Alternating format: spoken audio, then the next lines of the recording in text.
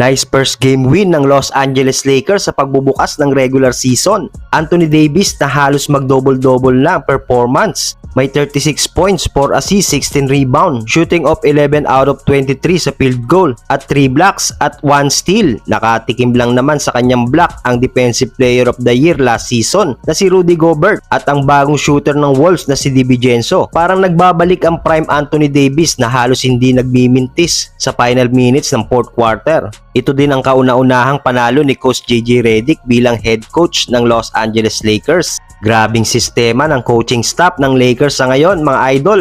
Talagang umiikot ang bola sa kanilang ball movement. Well, isa din naman sa nagdomina sa labang ito ay si Rui Hachimura na may 18 points, 5 rebound, and 2 steal at 1 block na galing din sa Defensive Player of the Year last season. Ito pa rin ay si Rudy Gobert. Well, LeBron James naman with consistent 16 points, 4 assists, and